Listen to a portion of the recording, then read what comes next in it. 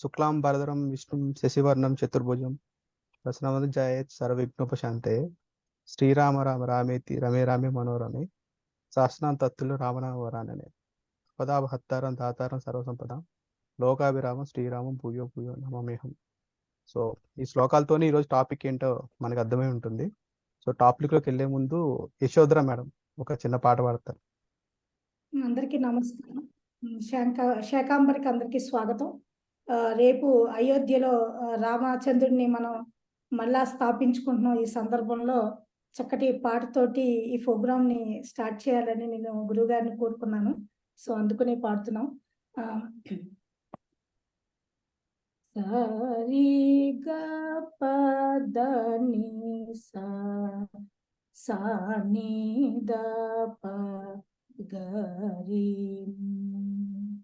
రామచంద్ర రావ రామచంద్ర రావ నను కావా రావ రామచంద్ర రావ నను కావా రావ సారి గ మ ద ని సా సా ని ద ప గరి ని రామచంద్ర రార నన్ను కావా రావ రావ రామ నన్ను కావా రామ రామచంద్ర రార నన్ను కావా రావ నిన్ను నమ్మినాను రామ వేరే దైవమేరుగా నిన్నే నమ్మినాను రామ వేరే దైవమేరుగా రామచంద్ర రార నన్ను కావా రార రామచంద్ర రార నన్ను కావా రావ తల్లి నీవే తండ్రి రామ నీవే నాకు దేవా అమ్మా నీవే నాన్న రామ నీవే నాకు దేవా ఉన్నదంతా నీవే రామ ఉన్నదంతా నీవే రామ సచితానంద దేవా సచితానంద దేవా సచితానంద దేవ రామచంద్ర రావ నను కావా రావ రామచంద్ర రావ నన్ను కావా రావ సారి గ మ ద ని సా సా ని ద ప గరి ని రామచంద్ర రావ మము కావా రావ మము కావా రావ మము కావా రావ. జై శ్రీ రామచంద్ర భగవాన్ కి జై. జై శ్రీరామ్. హిందూగా పుట్టిన ప్రతి మనిషికి ఒక అదృష్టం ఏంటంటే చిన్నప్పటి నుంచి రామకథ వింటూ ఉంటారు. అంటే నేను రామకథ విన్నది ఏంటంటే ఫస్ట్ హరికథ రూపంలో విన్నా గుళ్ళో, ఆ తర్వాత డ్రామాలు నాటకాలు, ఇప్పుడు గ్రాఫిక్ రూపంలో సినిమాల రూపంలో. సో ఆ రూపం ఏదైనా కూడా రామకథ అంటే అందరూ ఎందుకు ఇష్టపడతారంటే రాముడిలో ఉండే ధైర్యము, త్యాగనిరతి. పొద్దున పట్టాభిషేకం అని సాయంత్రం అడవికి వెళ్ళమంటే నవ్వుతూ వెళ్ళిపోయాడు ఆయన. సో అలాంటి రాముడికి పుట్టిన స్థలంలో రేపొద్దున తిరిగి ఆయన ఆ బాలరాముడి రూపంలోనే తిరిగి ప్రతిష్ఠించుకుంటున్నాం. సో ఈ సందర్భంగా శాంకాపురి జ్యోతిషాలయం నుంచి ఆల్రెడీ రాముడు జాతకం మీద ఒక వీడియో చేసాము, అది డిస్క్రిప్షన్లో పెడతాము, చూడండి అందరూ.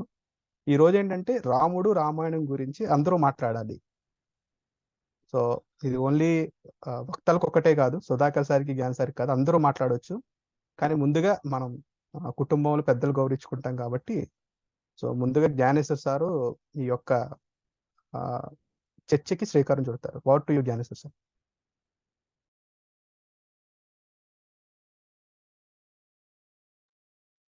గుడ్ మార్నింగ్ అందరికి. సో అయోధ్యలో రామాలయం ఎటకేలకి ప్రారంభం జరుగుతుంది కాబట్టి ఒక రిమార్కబుల్ డే లాగా అనుకోవచ్చు మన ఇండియన్ హిస్టరీలో, ఇండియన్ చరిత్ర ప్రకారం. ఎందుకంటే ఇది ఒక 500 సంవత్సరాల నుంచి పోరాటం చేస్తున్నటువంటి ఒక టెంపుల్ కోసం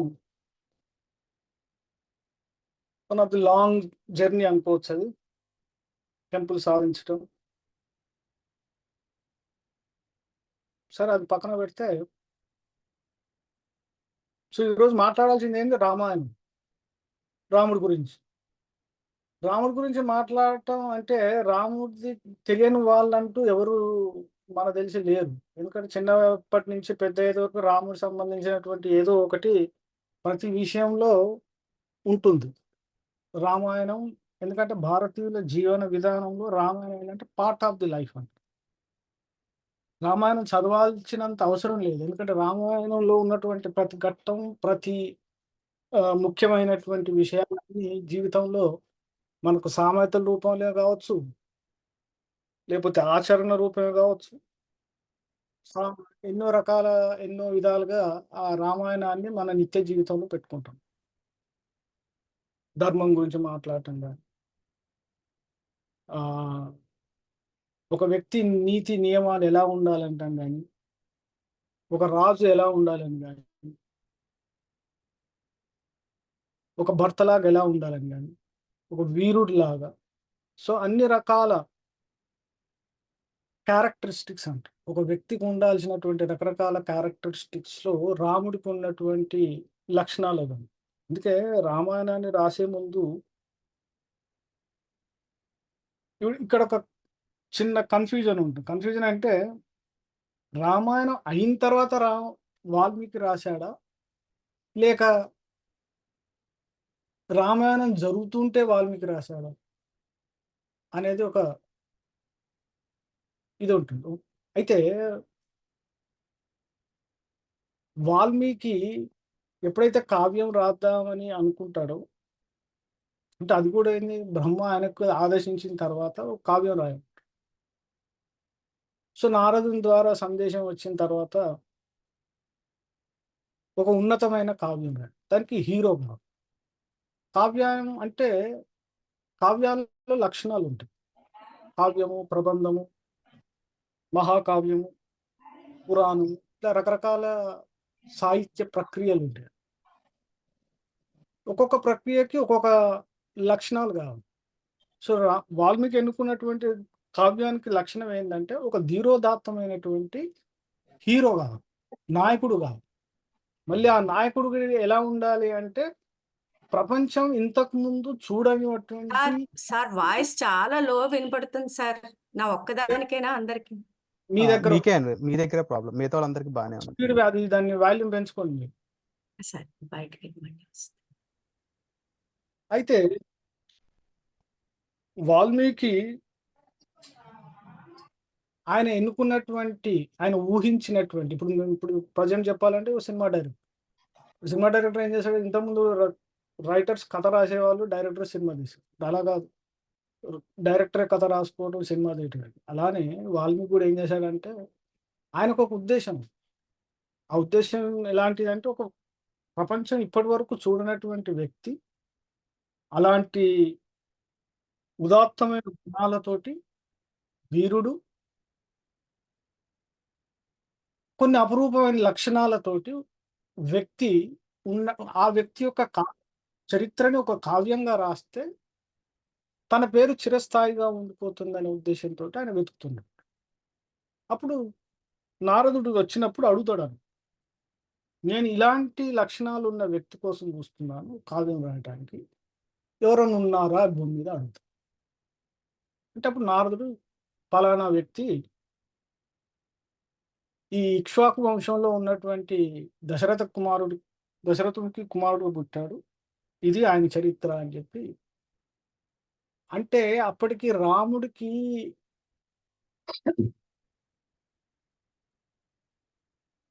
ఆయన సీతతో అంటే వివాహం కూడా అయిపోతుంది, వనవాసం అయిపోతుంది, తర్వాత రావణుడితో యుద్ధము అయిపోతుంది, వచ్చి ఆయన రాజ్యం చేస్తుంటుంటాడు.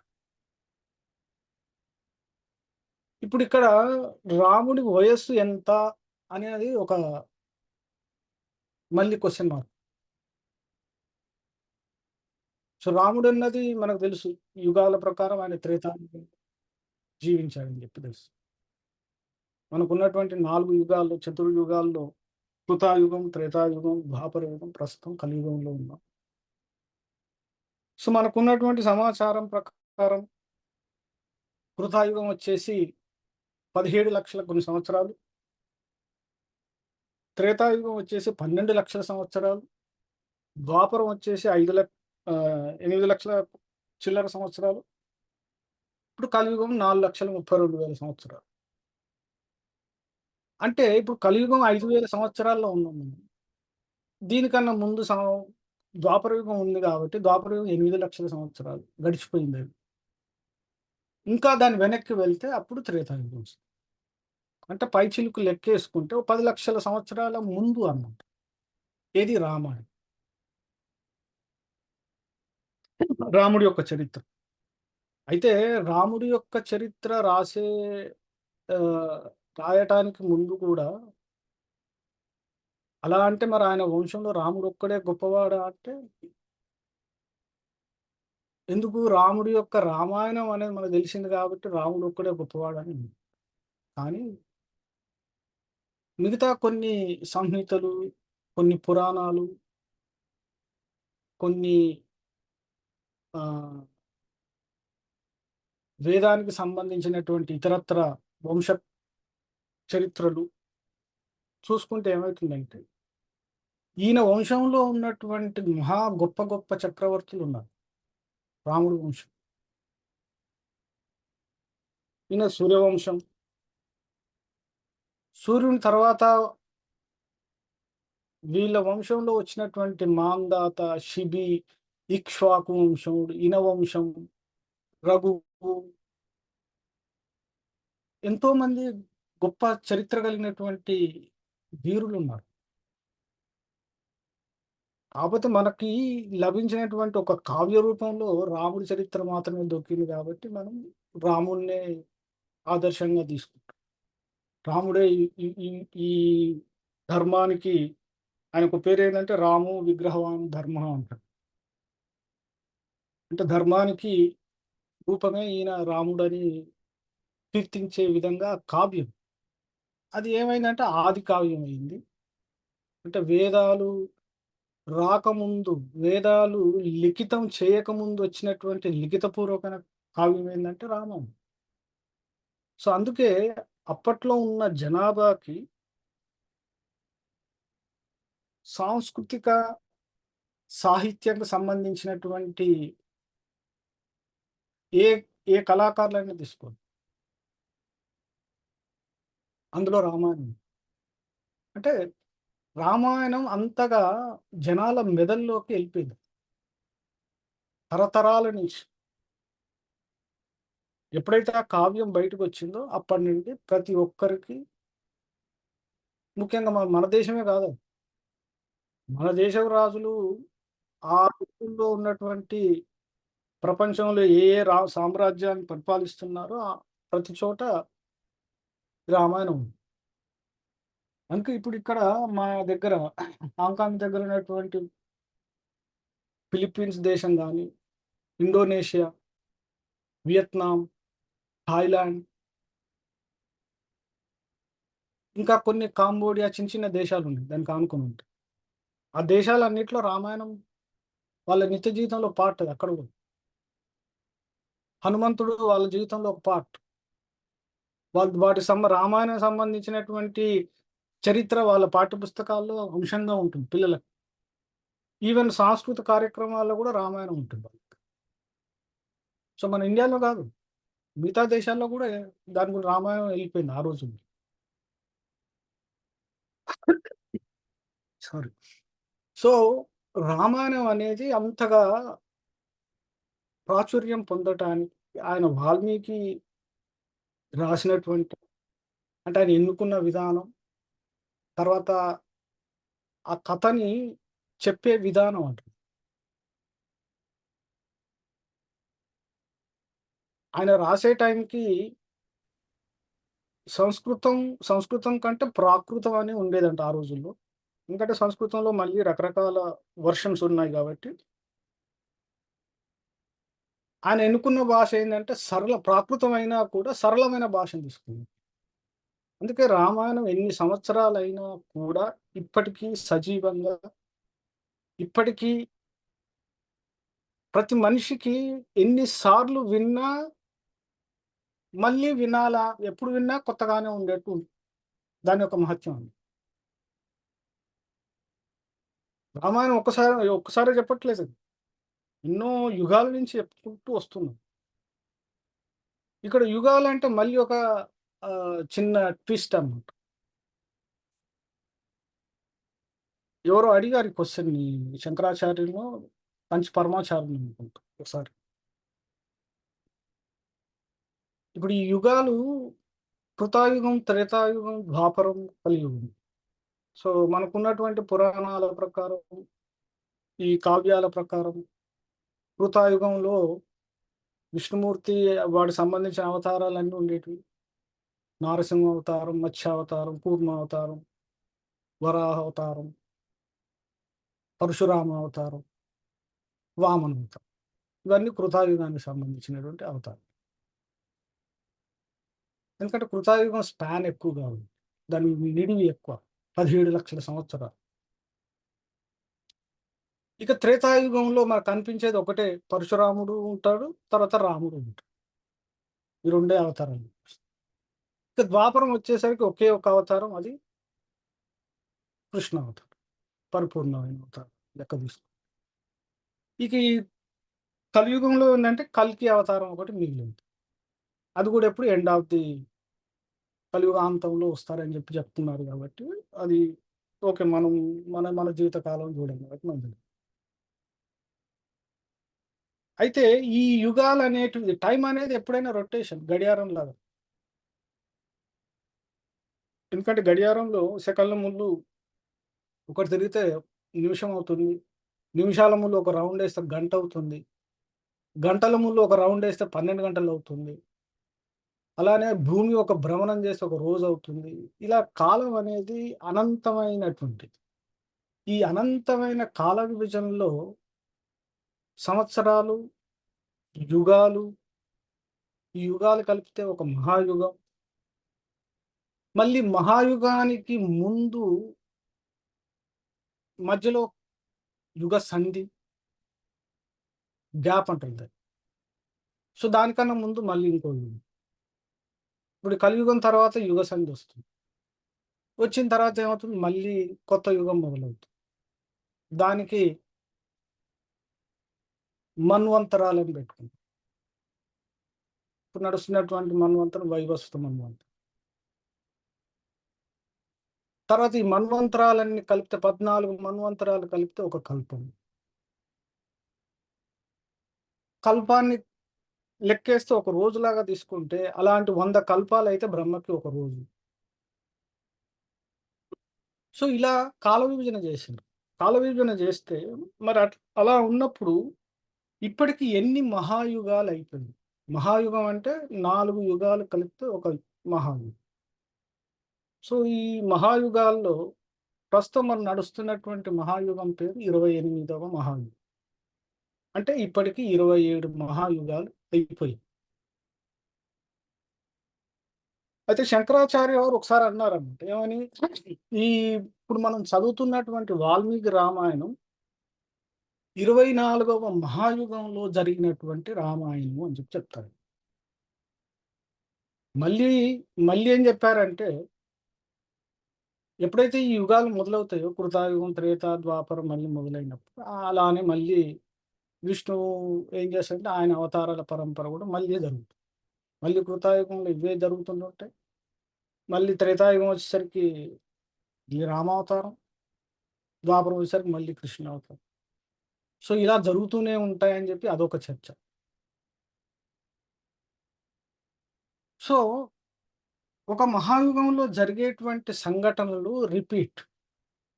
అంటే అవే జరుగుతాయా అంటే, ఇప్పుడు సూర్యోదయం ప్రతిరోజు సూర్యోదయం జరుగుతూనే ఉంటుంది.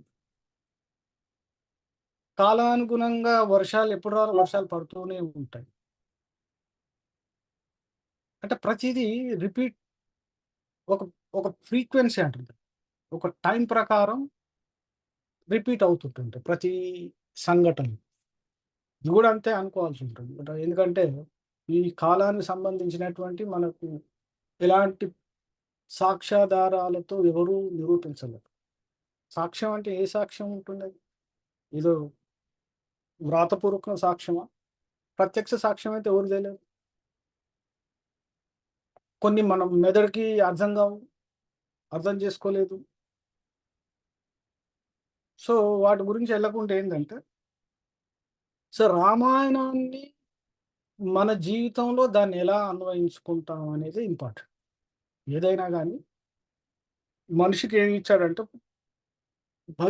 భూతకాలం అనేది భూతకాలంలో జరిగినటువంటి విషయాల ద్వారా వర్తమానం, దాని ద్వారా భవిష్యత్తు. ఈ రెండిటిని సరిజేసుకునేటువంటి అవకాశం మనిషికున్నది. ఒక సమాజం మానవుడేందంటే సంఘజీవి గాబట్టి, మానవుడికి ఒక సమాజం అవసరం. సంఘం, సమాజం అవసరం. తనకు నిత్యం అవసరమైనటువంటి నిత్యావసరాలు, జీవించటానికి కావలసినటువంటి అవసరాలు తను ఒక్కడే సాధించుకోలేడు గాబట్టి, తన చుట్టూ ఉన్న మనుషుల యొక్క సహాయం గూడా అవసరం. అందుకే తను గూడా ఏందంటే సంఘజీవి. తను అందులో ఒక పార్ట్. సో, ఒక సమాజం మంచి వెల్లివిరియాలి అంటే దానికొక సిస్టమేటిక్‌గా సిస్టమ్‌తో కూడుకున్నటువంటి ఒక సమాజం. ఆ సమాజం ఒకటే కాదు, ఒక రాజ్యం. రాజు లేని రాజ్యం ఏంటంటే అరాచకం అంటారు. అరాచకం అంటే అర్థం ఏంటంటే రాజు లేని పరిస్థితిని అరాచకం అంటారు. రాజు లేనప్పుడు ఏమైందంటే ఒక కంట్రోల్ అనేది లేకపోతే ఏమైందంటే వ్యక్తులు ఇష్టారీతిన వ్యవహరిస్తారు. న్యాయం, ధర్మం, చట్టం అవన్నీ ఏమి ఉండవు. సో, వాటన్నిటిని నిలపటానికి ఒక సిస్టమేటిక్‌గా ఒక సిస్టమ్ కావాలంటే దాన్ని నిలబెట్టేవాళ్ళు. ప్లస్ ఆ సిస్టాన్ని తూచా తప్పకుండా పాటించే వాళ్ళు ఉండాలి. నిలబెట్టే వాళ్ళు ఉండాలి. ప్రతి ప్రతి విషయాన్ని జాగ్రత్తగా గమనిస్తూ ఉండేవాళ్ళు కావాలి. ఎక్కడ ఏది అవసరం మార్పు ఎక్కడ అవసరమైతే మార్పు చేసేవాళ్ళు ఉండాలి. దాన్నే ఇప్పుడు గవర్నమెంట్ అంటున్నాం. ఆ రోజుల్లో రాజ్యం ఉండేది.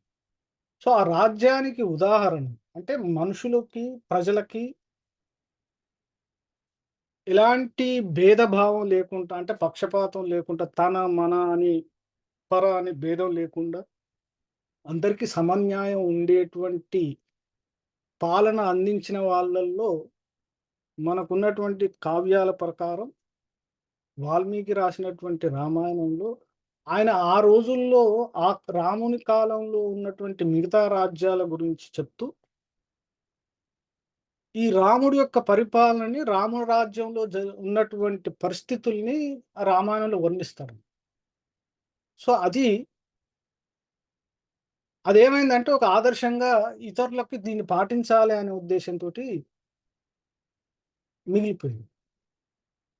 అదొక ఉదాహరణ. ఇది ఏమనంటే రామరాజ్యం.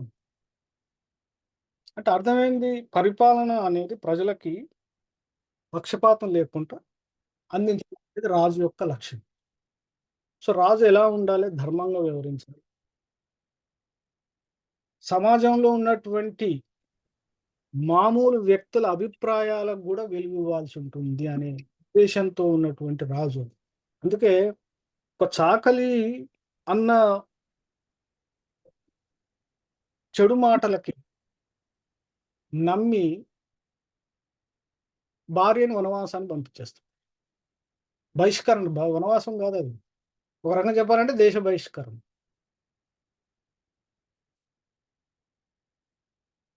సో, ఇవన్నీ ధర్మానికి ఆ రోజుల్లో ఒక సిస్టమాటిక్, ఒక ట్రెండ్ సెట్టింగ్ అని గూడా అనుకోవచ్చు దాన్ని. తర్వాత ఏకపత్ని వ్రతం చెప్పటం గూడా అందుకే. ఎందుకంటే సూర్యవంశంలో రాజులు ఏ ఒక్కరు మినిమమ్ 100 పెళ్ళిళ్ళ కంటే తక్కువ లేవు. సూర్యవంశంలోని రాజులకి. ఈయన వాల్మీకి రామాయణంలో దశరథుడికి 3 భార్యలని చెప్పి చెప్తాడు గానీ, ఆయన గూడా ఏ 100 కంటే ఎక్కువ ఉన్నటువంటి భార్యలు. కాకపోతే వాళ్ళు పెద్ద ఏదో గొప్ప రాజ్యాల నుంచి కాదు కాబట్టి ఆ కావ్యంలో రాయలేదు.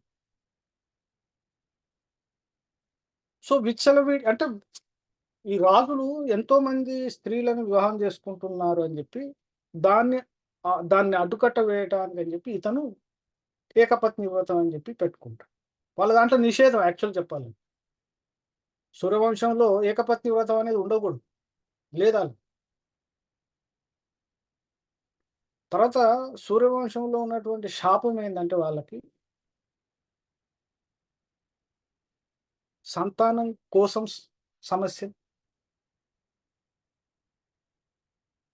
తర్వాత సంతానం అయిన తర్వాత సమస్యలు, తర్వాత సంతానం ద్వారా సమస్యలు. సూర్యవంశం సూర్యవంశం ఏంటంటే మనకు మన జ్యోతిశాస్త్రం చదువుకుంటే ఏంటంటే పంచమ స్థానం సూర్యునికి సంబంధించింది. ఆయన సహజ పంచమాధిపతి, సంతానానికి కారకుడైనటువంటి గ్రహం సూర్యుడు. అందుకే సింహలగ్నం సంతానం కోసం ప్రాబ్లం అని ఉంటుంది, సంతానం ద్వారా అన్న ప్రాబ్లం ఉంటుంది.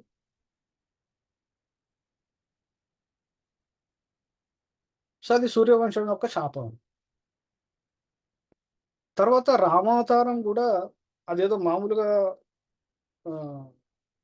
తీసుకున్నటువంటి అవతారం కాదు. విష్ణుమూర్తికి ఆయనకి రకరకాల సందర్భాల్లో ఋషులు మునులు ఇచ్చినటువంటి శాపాలు, ఆ శాపాలని కర్మరూపంగా భూమి మీద అనుభవించాలి కాబట్టి ఆ శాపాలన్నీ తీరే విధంగా దానికి అనుగుణమైనటువంటి అవతారమే రామావతారం. సో ఆ రామావతారంలో మీ అందరికీ తెలుసు అనుకుంటా ఆయన చార్ట్. ఆయనది కర్కాటక లగ్నం.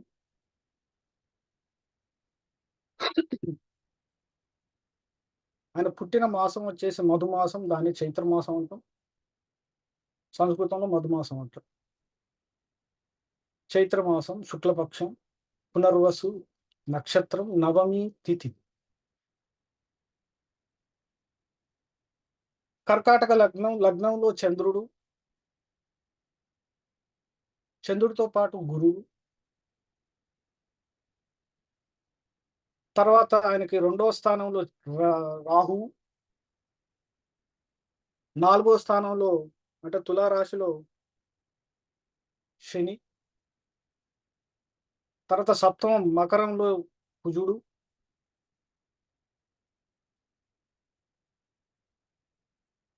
తర్వాత కుంభంలో కేతువు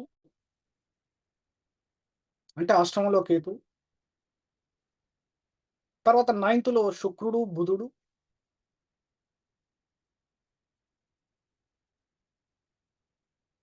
తర్వాత దశమంలో రవి,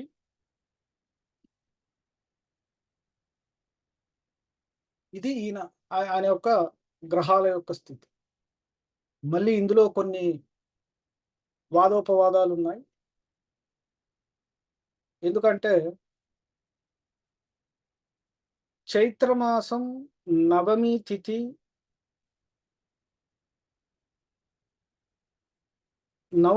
అంటే ఏంది? చంద్రుడు 9 నక్షత్రాలు దాటాలి సూర్యుడి నుంచి.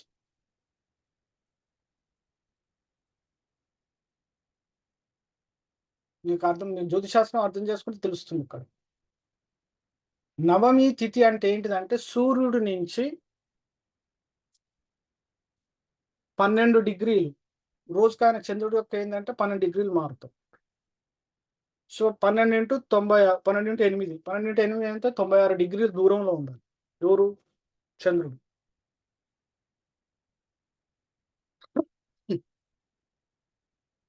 సో ఈయన పుట్టింది పునర్వసు నక్షత్రం. పునర్వసు నక్షత్రం 4వ పాదం. ఎక్కడ పుట్టింది? ఏంటంటే కర్కాటక రాశి.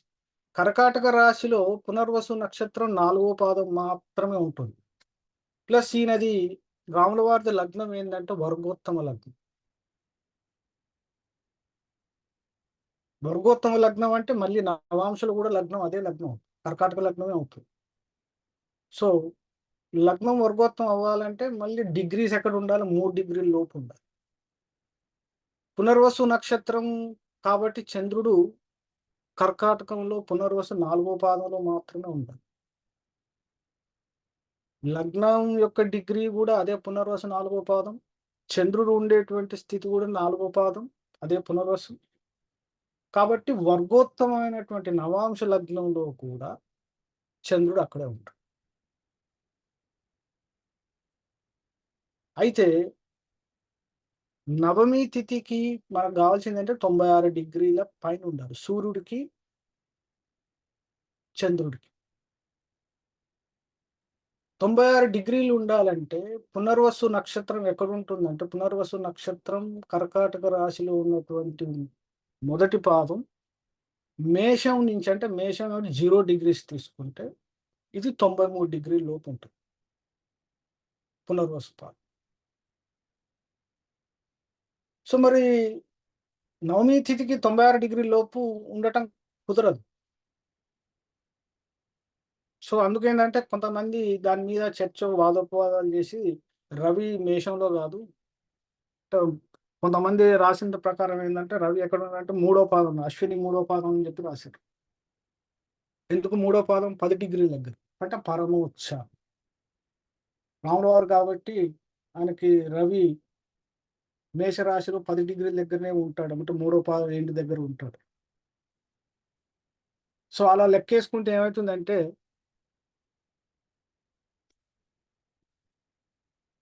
10 డిగ్రీలు ఇక్కడ అయిపోతే మేషంలో 20, వృషభంలో 30, 50, మిథునం 30, 80, అక్కడ 82 3 డిగ్రీల లోపు ఉంటాడు.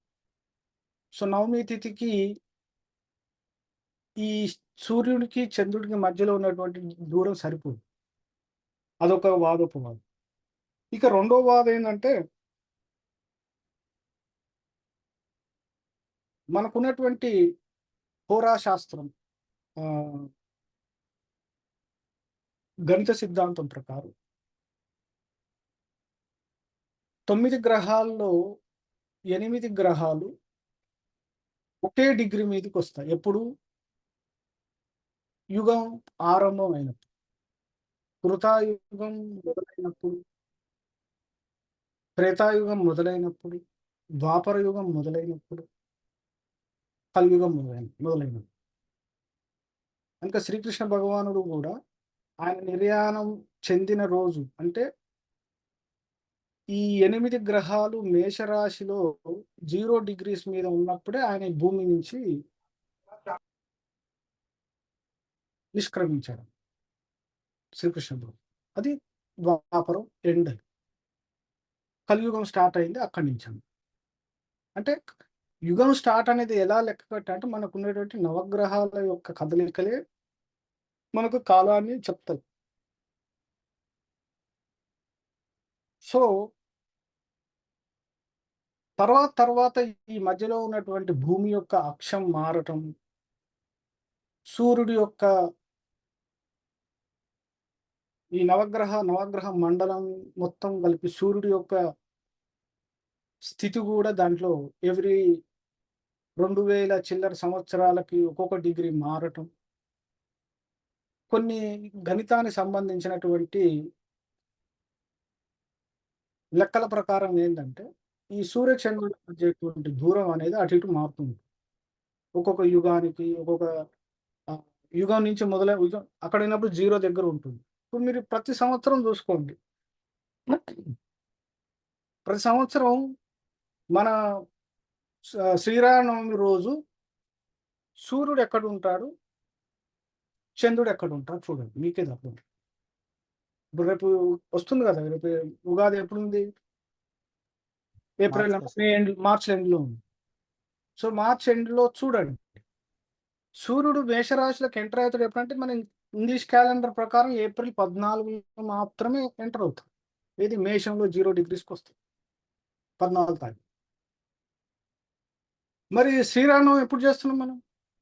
ఎప్పుడుంది శ్రీరామనవమి? ఏప్రిల్ 14th కన్నా ముందన్న ఉంటుంది, లేదా మార్చిలో, ఒక్కోసారి మార్చిలో వస్తుంది. అంటే దానికి ఒక క్లా ఫిక్స్డ్ డేట్ అనేది రాదు, మారుతూ ఉంటుంది. కానీ ఇక్కడ అంటే సూర్యుడికి చంద్రుడికి మధ్య నవమి తిథి రావటానికి సూర్యుడి నుంచి చంద్రుడు ఇంత దూరం జరగాలి, 9 రోజులు జరగాలి. 9వ రోజే నవమి తిథి. సో ఇలా కొన్ని మ్యాథమెటికల్ క్యాల్కులేషన్స్ ఉంటాయి. సో అందు గురించి రాముల వారి జాతకంలో రవి మేషం కంటే మీనంలో ఉన్నట్టు తేల్చారు కొంతమంది పండితులు. అయితే దానికి కూడా కొన్ని లెక్కలు చెప్పాలి. ఎందుకంటే రవి కారకుడు అంటే తండ్రికి. ఎప్పుడైతే రవి శుక్రుడితోటి బుధుడితో ఉంటాడు, తండ్రికి అని భార్యలు, ఈ ముగ్గురు భార్యలు రవితో కలిసి ఉన్నాడు శుక్రబుధుడు.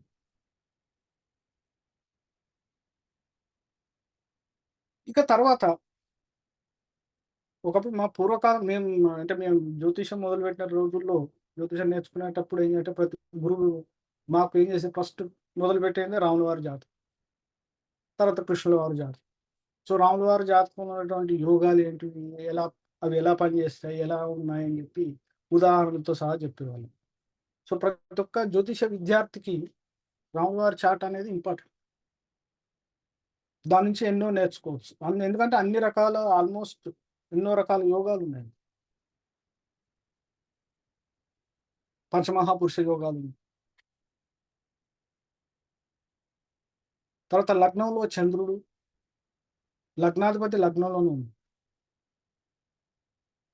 అంటే లగ్నాధిపతి లగ్నంలో ఉండటం ఏంటంటే స్థిరత్వం.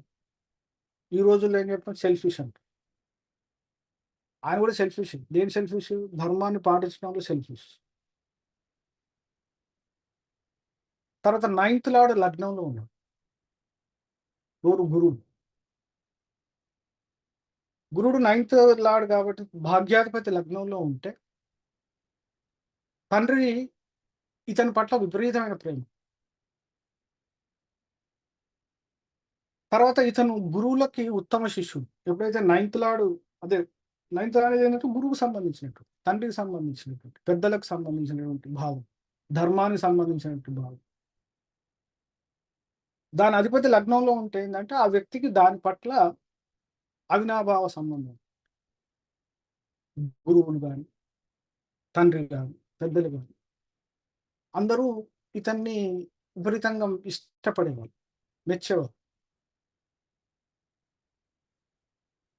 ఇక తర్వాత సరిగ్గా దీనికి ఆపోజిట్ సప్తమంలో ఉచ్చ పొందినటువంటి కుజుడు ఉంది. కుజుడు ఈ లగ్నానికి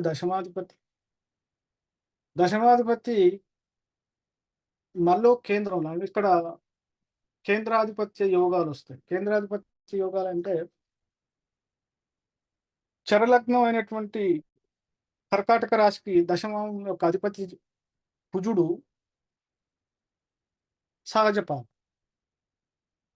సహజపాతికి కేంద్రాధిపత్యం రావటం అనేది మంచిది. మళ్ళీ ఆ అధిపతి మళ్ళీ కేంద్రంలో కూర్చోవటం, మళ్ళీ ఉచ్చస్థానంలో కూర్చోవటం, ఆ ఉచ్చస్థానంలో కూర్చొని తన యొక్క 4వ దృష్టి ఆ దశమం మీద వేయటం. కుజుడు ఉచ్చలో ఉన్నాడు, మళ్ళీ దాన్ని తన స్థానాన్ని చూసుకుంటుంది. అదొక గొప్ప రాజయోగం. తర్వాత ఆయన సప్తమం నుండి లగ్నాన్ని చూస్తుంది.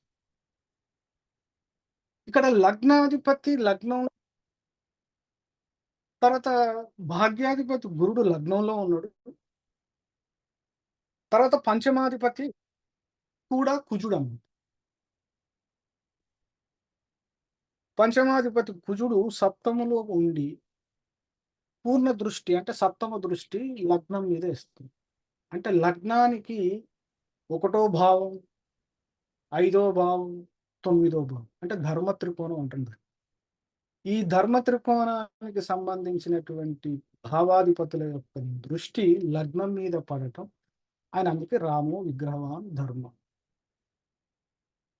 ఎవరికైనా జ్యోతిశాస్త్రంలో ఈ ముగ్గురు లార్డ్లు కలిస్తే వాళ్ళు ధర్మం కోసం ప్రాణత్యాగం చేస్తారు ఈ రోజుల్లో కూడా. ఒకవేళ దాని మీద కనుక రాహుకేతు యొక్క దృష్టి సో 159 కాంబినేషన్, ధర్మ త్రికోణం కాంబినేషన్ ఎప్పుడైతే లగ్నానికి వస్తుందో, లగ్నాధిపతికి వచ్చినా కూడా సో వాళ్ళు ధర్మం కోసమే నిలబడుతుంది పక్క. తర్వాత ఇక్కడ కుజుడు పంచమాధిపతి.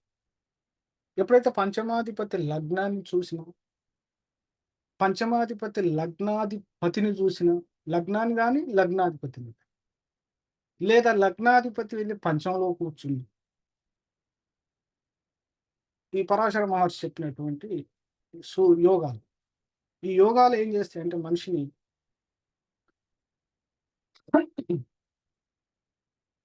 ప్రపంచ మోహన స్వరూపం అన్నట్టు. ఆ వ్యక్తిని ఎవరు చూసినా కనుచూపు తిప్పుకోలేని విధంగా ఉంటారు ఈ రోజుల్లో కూడా. ఆ కాంబినేషన్ ఉన్న వాళ్ళని మీరు ఒకసారి గమనించండి. అది అందం కాదు, అక్కడ ఆ రూపంలోనే మోహనం అనేది ఉంటుంది. అంటే ఒక ఆకర్షణ శక్తి మనిషిని. ముఖ్యంగా ఈయన రాముల వారి రూపం ఏంటంటే స్త్రీ పురుష అనే భేదం లేకుండా ఎవరైనా కానీ, ఆయన వాల్మీకి రాసినటువంటి రామాయణంలో ఈ కిష్కిందకు వచ్చినప్పుడు ఈ వానర జాతి ఆయన ఫేస్ చూడటం కోసం వాళ్ళు నిలబడేదండి. అంటే ఆయన రూపం అంత మోహనంగా ఉండేది. అది ఎందుకు వచ్చిందంటే ఇది ఆయన ఉన్నటువంటి జాతక చక్రంలో ఇదని. ఎప్పుడైతే పంచమాధిపతి ఉచ్చలో ఉండి లగ్నాధిపతి చూడటం అనేది అదొక గొప్ప సౌందర్య యోగం. తర్వాత ఇంకొక ముఖ్యమైన యోగం ఏంటంటే ఇది చతుర్థంలో ఉచ్చ పొందేటువంటి శని. ఇక్కడ శని కూడా మళ్ళీ కేంద్రాధిపతి, సప్తమాధిపతి వెళ్ళి మళ్ళీ చతుర్థంలో కూర్చున్నాడు. అంటే అక్కడ కేంద్రాధిపతి అయ్యి ఇంకో కేంద్రంలో కూర్చుంది. శని కుజులు ఇద్దరు ఏం చేస్తారంటే లగ్నం మీద ప్రభావితం చేస్తారు, లగ్నాధిపతి మీద ప్రభావితం చేస్తారు. అటు శని, ఇటు కుజుడు. సో అందుకే ఆయనకి ఎవరికి ఇప్పుడు ఈ రోజుల్లో కూడా ఎవరికైనా జాతకంలో శని కుజుల యొక్క ప్రభావం ఉంటుందో, ఎక్కడైతే ఉంటుందో, ముఖ్యంగా లగ్నాధిపతి మీద పడిందంటే వాళ్ళు ఆల్మోస్ట్ శారీరకంగా చాలా కష్టాలు అనుభవించాల్సి ఉంటుంది,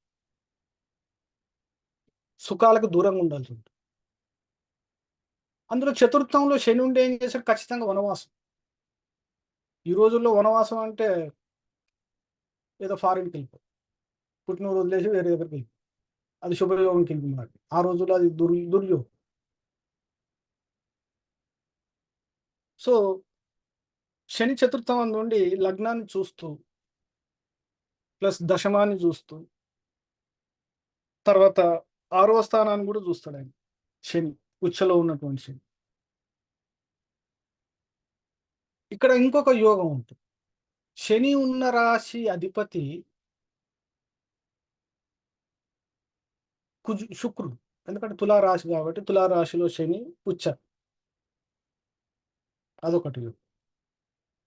ఈయనకి పూర్వజన్మ కర్మ అనేది ఎలా చెప్పారంటే ఇందులో ఈ చార్ట్లో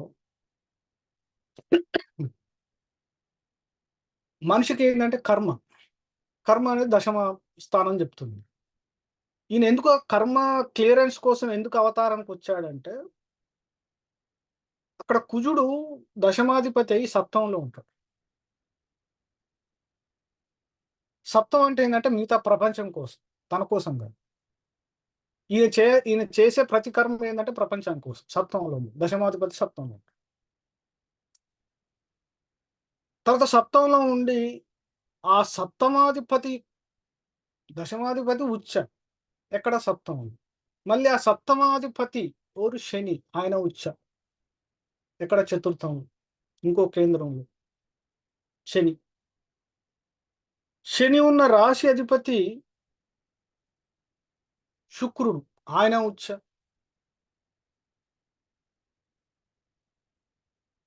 శుక్రుడు ఎక్కడ ఉన్నాడు? ఉచ్చ రాశిలో ఉన్నాడు. ఎక్కడ? గురుడు రాశి అంటే మీన రాశిలో ఉన్నాడు. మళ్ళీ ఆ మీన రాశి యొక్క అధిపతి ఎవరు? గురుడు, ఆయన ఉచ్చ. ఎక్కడ? లగ్నంలో. అంటే ఈ పరంపర ఎక్కడి నుంచి మొదలైంది? దశమం నుంచి మొదలై చివరికి ఎక్కడికి చేరింది అంటే ఆ ఉచ్చ ఒక్కొక్క స్థానాధిపతి ఉచ్చ చెందుతూ ఉండుంటే ఏమవుతుందంటే మళ్ళీ లగ్నానికి వచ్చి ఆగిపోయేసరికి ఇది ఇట్లాంటి గొప్ప యోగం అనేది తర్వాత ఏ జాతకంలో ఎవరికి రాలేదు. ఇన్ని సంవత్సరాలు, ఇన్ని యుగాల కాలంలో ఆ యోగం రాలేదు. ఒక స్థానాధిపతి ఉచ్చ చెందటమే ఎక్కువ. మళ్ళీ దాని స్థానాధిపతి మళ్ళీ ఉచ్చ చెందటం ఇంకొక యోగం. దాని స్థానాధిపతి ఇట్లా 4 లెవెల్లో వెళ్ళిపోయింది ఇక్కడ. దశమాధిపతి ఉచ్చలో ఉంటాడు. మళ్ళీ ఆయన స్థానాధిపతి ఉచ్చలో, అది 2వ లెవెల్. తర్వాత శని యొక్క స్థానాధిపతి ఉచ్చలో ఉన్న 3వ లెవెల్. తర్వాత శుక్రుడు యొక్క స్థానాధిపతి ఉచ్చలో ఉన్న 4వ లెవెల్. అంటే 4 కేంద్రాల ప్రకారంగా ఒకదాని మించి ఒకటి ఉచ్చలో ఉండటం అనేది ఒక గొప్ప చక్రవర్తి యోగం. దాన్నే మహర్షి పరాశర చెప్పిన దాంట్లో పారిజాతాంశ యోగాలలో చెప్తాడు ఆయన. పారిజాతాంశ యోగం అంటే అది అంత మించి ఇంకో యోగం లేదు. అదే హైయెస్ట్ ఆయన చెప్పిన దాంట్లో. సో అందుకే ఆయన చార్ట్లో ఇన్ని రకరకాల యోగాలు ఉన్నాయి. అయితే యోగాలు ఉన్నాయంటే మరి ఆయన జీవితం అంతా కష్టాలు ఉన్నాయంటే యోగం అనగానే అన్ని మంచిగా ఉండవు. ఎందుకంటే ఇక్కడ ఉన్నటువంటి ప్రతి గ్రహానికి ఇప్పుడు శని తీసుకున్నాం, శని ఉచ్చలో ఉన్నాడు. కానీ ఆయన స్థానాధిపతి ఏంది? సప్తమాధిపతి, అష్టమాధిపతి. సప్తమం ద్వారా సమస్యలు ఉంటాయి, అష్టమం ద్వారా సమస్యలు ఉంటాయి, 2 ఉంటాయి. కుజుడు ఉచ్చలో ఉన్నాడు. కుజుడు దశమాధిపతి, అంటే కర్మ అనేది ఆ రకమైనటువంటి కర్మ ఉంటుంది. పంచమాధిపతి శుక్రుడు, చతుర్థాధిపతి లాభాధిపతి. బుధుడు నీచ, బట్ 9th భావం. బుధుడు ఎప్పుడైతే నీచ ఉంటుందో ఇతను ప్రతి ఎప్పుడైనా ఎవరి దగ్గరైనా ఆ విద్యార్థి లాగానే ఉంటాడు. రాముడికి ఉన్నటువంటి వినయానికి కారకుడు అంటే బుధుడు నీచబొందట. ఆయన వినయ సంపన్నుడు అని చెప్పి వీరు వాల్మీకి రాస్తారు. ఎక్కడ గాని అహంకారాన్ని చూపెట్టడం, పూర్తిగా అహంకారాన్ని వదిలేసినటువంటి వ్యక్తి రాముడు వారు. తర్వాత తన చుట్టూ ఉన్న అందరి యొక్క క్షేమాన్ని కోరేటువంటి వ్యక్తి, లగ్నంలో గురుడు.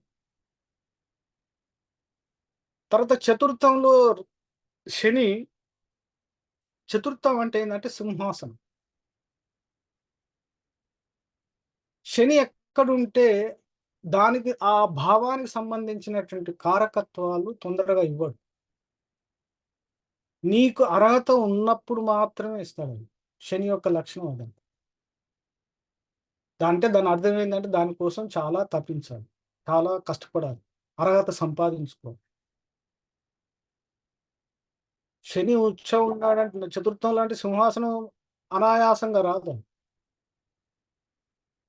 దానికి కొన్ని అడ్డంకులు, సమస్యలు, అవన్నీ ఆ సమస్యలన్నీ దాటిన తర్వాతనే ఆ సింహాసనానికి అర్హత వస్తుంది. శని అంటే ఇక్కడ నిమ్న వర్గాలు అంటారు, అంటే లోయర్ క్లాస్ పీపుల్ అంటారు. మళ్ళీ చతుర్థం అనేది సింహాసనం. రాముల వారు వనవాసాన్ని మొదలుపెట్టి మళ్ళీ అయోధ్యకు వచ్చే వరకు మధ్యలో ఆయన ఒక ప్రయాణం, అయోధ్య నుంచి లంక వరకు, లంక నుంచి మళ్ళీ అయోధ్యకి, ఈ మధ్యలో ఎంతో మందికి ఆ రోజుల్లో అంటే భారతదేశంలో ఉన్నటువంటి రామాయణంలో ఎక్కడ ఏ రాజ్యాలని ఆయన అంటే మనం రామాయణాన్ని పూర్తిగా జాగ్రత్తగా చదివితే మనకు కొన్ని విషయాలు తెలుస్తాయి. ఆ రోజుల్లో ఉన్నటువంటి రాచరిక వ్యవస్థ ఏంటి? ఏ రాజ్యాలు ఉన్నాయి? ఎవరు ఉన్నారు? ముందు గంగా నది దాటాలి.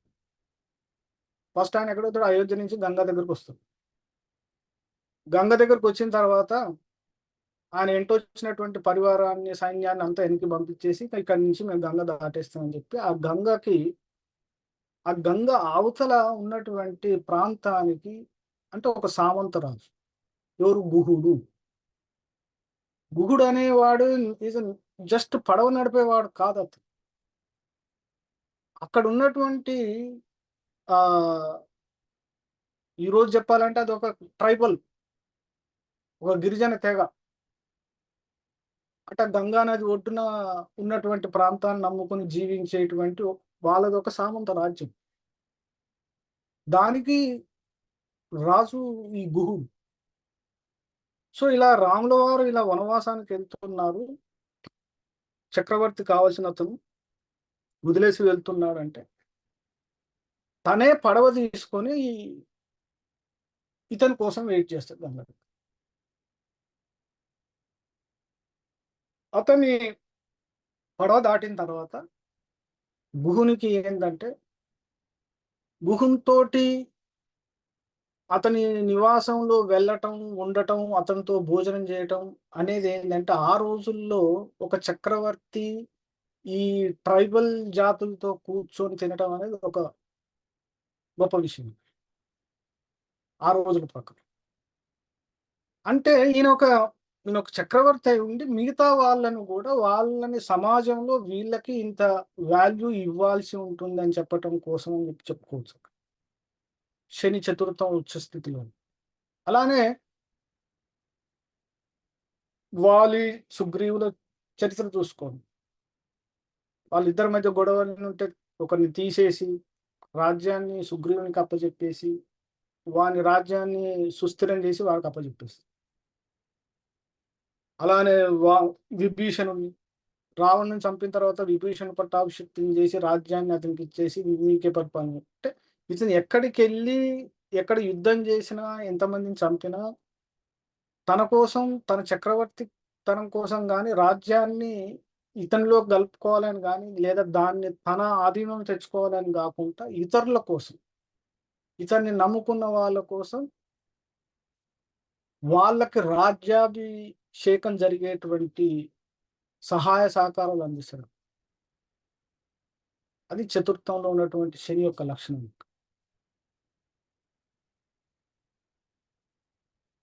ఇంకా అష్టమంలో కేతువు.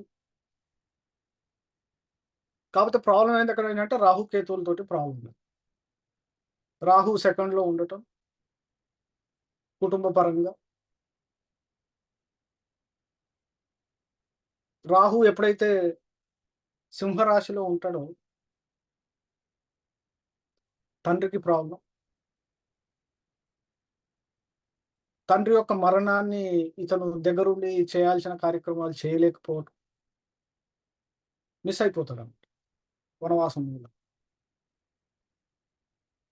ప్లస్ తండ్రి అనే అవసాన దశలో తీవ్రమైన మనోవ్యాధితోటి మరణించటం.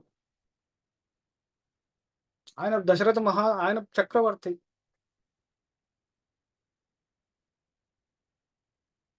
సో అలా ఈయన చాట్లో ఎన్నో రకాల యోగాలు ఉన్నాయి. ఆరుడ లగ్నం తీసుకుంటే ఆరుడ లగ్నం ఏమవుతుంది ఇక్కడ?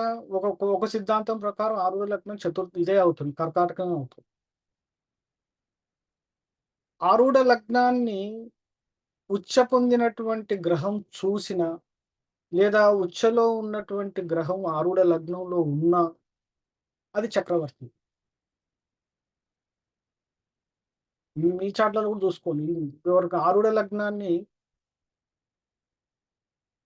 ఇప్పుడు ఈ రోజుల్లో ఏ దేశానికి రాజై ఉన్నాడు అనుకున్నాడు? ఇప్పటికి ఉన్నాయి, రాచరికాలు ఉన్నాయి. కొన్ని దేశాలకు రాజులు రాణులు ఉన్నారు. ఈవెన్ ఇక్కడ నేను ఉండేటువంటి పక్కన మా దేశం జపాన్ దేశానికి రాజు ఉంటాడు. ఇప్పటికీ రాజు వాళ్ళ గవర్నమెంట్ ఉంటుంది, ఎలక్షన్ ఓటింగ్ అవన్నీ నడుస్తాయి. బట్ మన దగ్గర ఏమో రాష్ట్రపతి అని చెప్పి మనం సిగ్నేచర్ తీసుకుంటాం. బట్ ఇక్కడ ఎవరిది అంటే రాజు దగ్గర తీసుకుంటాం. కింగ్ ఉంటాడు. రాజవంశం స్టిల్ అవైలబుల్. కొరియాకు కూడా అలానే రాజు ఉంటాడు. మన బ్రిటిష్ తెలిసిందే. బ్రిటిష్ ఎవరు చేసిన ఉంది కదా క్వీన్, బ్రిటిష్ రాణి. కొన్ని దేశాలకు సుల్తాన్లు ఉన్నారు. ఇప్పుడు అక్కడ గల్ఫ్ దేశాలకు వెళ్తే సుల్తాన్లు అని ఉంటారు, కింగ్ అని ఉంటాడు. అంటే రాచరికం అనేది ఇంకా కొన్ని దేశాల్లో ఉంది.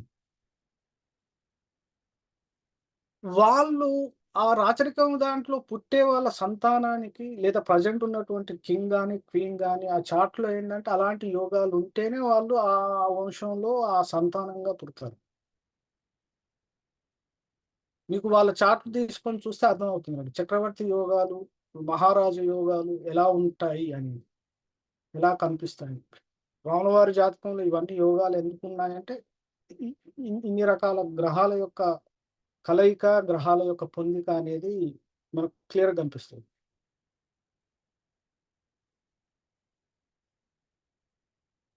సో, ఇంకా చాలా ఉన్నాయి. చెప్పుకోవటానికి అది ఎండ్‌లెస్. ఎంత దూరమైనా ఎళ్ళొచ్చు. సో, ఇప్పటికి ఎక్కువ టైం అయిపోయింది. So, over to you.